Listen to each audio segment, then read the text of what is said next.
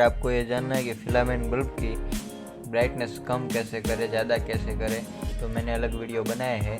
इसका link description में आप देख सकते हो और वीडियो के ख़त्म होने के बाद भी थंबनेल पे आ जाएगा, तो वो वीडियो जाके देख लो तो आपको सब पता चलेगा बल्ब की ब्राइटनेस कम कैसे हो सकती है।